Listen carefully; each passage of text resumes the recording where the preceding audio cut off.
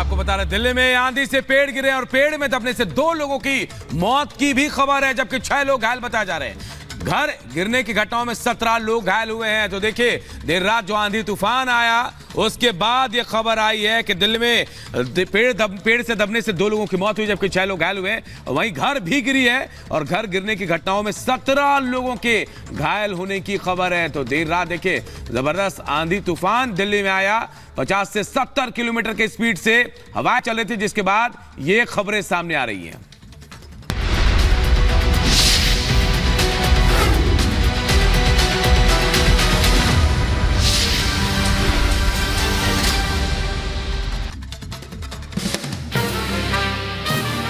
ओडिशा की राजधानी भुवनेश्वर में पीएम मोदी ने किया विशाल रोड शो। इस दौरान सांसद अपराजिता सारंगी भी मौजूद रही। रोड शो के दौरान ओडिशा की कला, संस्कृति और परंपरा देखने को मिली। पीएम मोदी के ओडिशा दौरे का आज दूसरा दिन। पीएम मोदी आज ओडिशा में 3 जनसभाओं को संबोधित करेंगे। साथ ही झारखंड के चतरा में बीजेपी प्रत्याशी कालीचरण सिंह के समर्थन में वोट अपील भी करेंगे।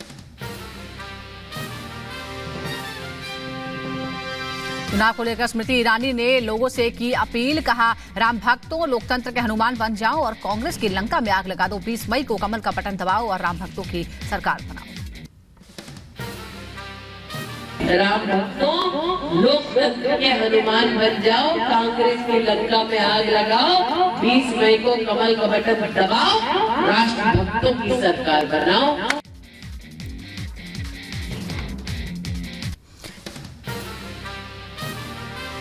केंद्रीय मंत्री स्मृति ईरानी ने जनसभा को संबोधित करते हुए कांग्रेस पर हमला किया। कहा, कांग्रेस सत्ता में आएगी तो राम मंदिर निर्माण के फैसले को पलट देगी।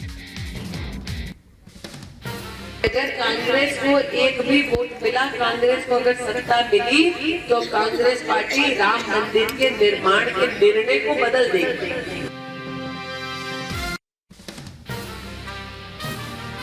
गृहमंत्री अमित शाह का तेलंगाना में ताबड़तोड़ चुनाव प्रचार। तेलंगाना में 2 जनसभाओं को संबोधित करेंगे अमित शाह। अमित शाह पहले चेवेल्ला लोकसभा क्षेत्र में चुनावी रैली को संबोधित करेंगे, जिसके बाद शाह नगर कर्नूल लोकसभा में बीजेपी उम्मीदवार के समर्थन में वोट की अपील करने जाएंगे।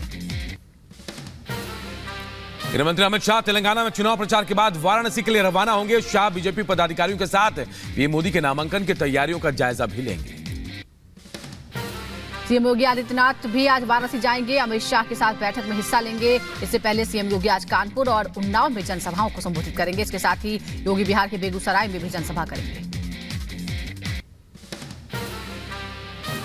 बीजेपी उम्मीदवार अनुराग ठाकुर आज दाखिल करेंगे नामांकन। हमीरपुर सीट से भरेंगे पर्चा। नामांकन से पहले अनुराग ठाकुर ने की पूजा अर्चना।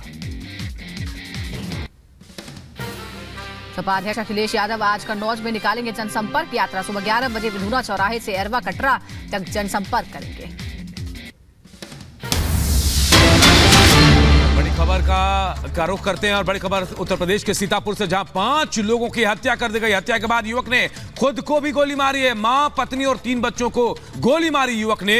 ये बड़ी खबर इस वक्त सीतापुर से आ रही है, उत्तर प्रदेश के सीतापुर से, जहां 5 लोगों की हत्या की खबर आ रही है। हत्या के बाद आरोपी युवक ने खुद को भी गोली मारी है। बताया जा रहा है कि मां, पत्नी और 3 बच्चों को युवक ने गोली मारी, उसके बाद खुद को भी युवक ने गोली मार ली है। बड़ी खबर देखिए सीतापुर से आ रही है। 5 लोगों की हत्या की है दर्दनाक खबर। परिवार के लोगों की हत्या हुई और खुद जिस शख्स ने गोली मारी उसने अपनी मां, पत्नी और 3 बच्चों को गोली मारकर उनकी हत्या कर दिया। खुद को गोली मारी इन हत्याओं के बाद। तो बड़ी खबर आपको बता रहे हैं सीतापुर से, जहां से यह खबर आ रही है। एक युवक ने 5 लोगों की हत्या की और हत्या अपने परिवार के लोगों की, अपनी मां, अपनी पत्नी और अपने 3 बच्चों की जान ले ली गोली मारकर। और जब जान ली उसके बाद खुद भी गोली मार ली, खुद को भी गोली मार ली है। बड़ी खबर आप सबको बता रहे हैं उत्तर प्रदेश के सीतापुर से, जहां से ये बड़ी खबर आ रही है। कुल मिलाकर 6 लोगों की मौत हुई है। आरोपी ने पहले अपने परिवार के सभी लोगों को मारा और फिर खुद को भी गोली मारकर आत्महत्या कर ली। के बीच मणिशंकर अय्यर के पाकिस्तान वाले बयान पर सियासी घमासान मचा। अमित शाह ने पलटवार करते हुए कहा है कि पीओके भारत का है और इसे कोई छीन नहीं सकता। सुनाते हैं आपको क्या कहा गृहमंत्री ने। मणिशंकर अय्यर हमें धमकी दे रहे हैं, देश को धमकी दे रहे हैं। पाकिस्तान को सम्मान दीजिए, उनके पास एटॉमिक बॉम्ब है, कुछ दिन पहले फारूक अब्दुल्ला इंडी अलायंस के नेता कहते हैं कि पाक ऑक्यूपाई कश्मीर की बात मत करिए, पाकिस्तान के पास एटॉमिक बॉम्ब है।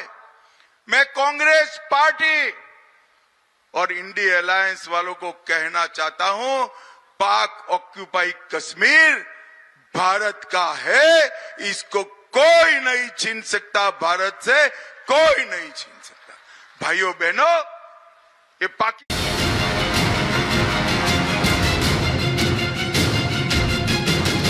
वो भी एक सॉवरेन मुल्क है और कि उनकी भी इज्जत है, और उस इज्जत को कायम रखते हुए आप उनसे जितनी कड़ी बात करना चाहते हो करो।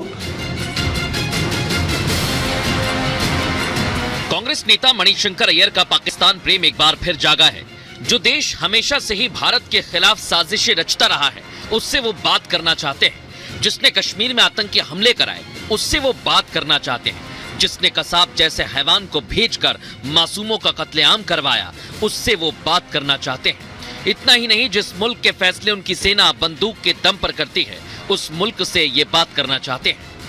कंगाली और बदहाली की मार झेल रहा पाकिस्तान आज दूसरे देशों की तरफ कटोरा फैलाए खड़ा है। जिसकी अर्थव्यवस्था गधों की बिक्री से चलती है, उस पाकिस्तान की मणिशंकर अय्यर वकालत कर रहे हैं। न सिर्फ वकालत करते हैं, बल्कि उनके एटम बम का डर भी दिखा रहे हैं। यदि आपने उनसे बात की, उनको इज्जत अफजाया, तो तभी जाकर वो अपने बम के बारे में नहीं सोचेंगे।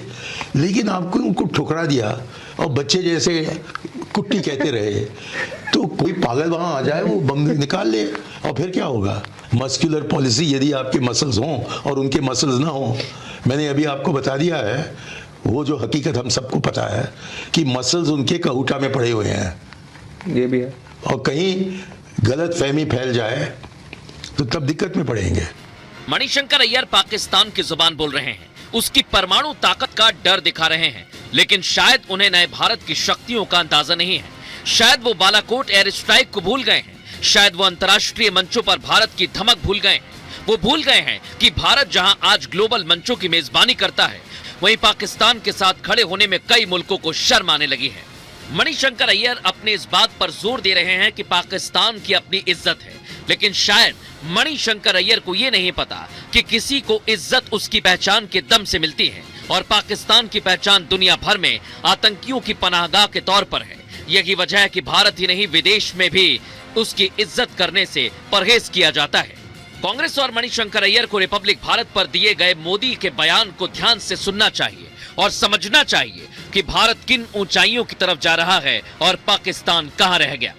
पाकिस्तान के अप्रोच में अपना दिमाग खपाना नहीं चाहिए। हमें अपना लक्ष्य लेकर के आगे बढ़ते रहना चाहिए। और मैंने with reference to Pakistan, Hindustan को चलाने के तरीके 10 साल से ताला लगा दिया। मैं वो करना ही नहीं चाहता हूं। पाकिस्तान, उन्होंने अपना अलग देश 47 में ले लिया हमसे, अब वो अपना करे, भला करे, अच्छा करे, वो अपना 2 टाइम की अच्छी रोटी खा ले, बस मुझे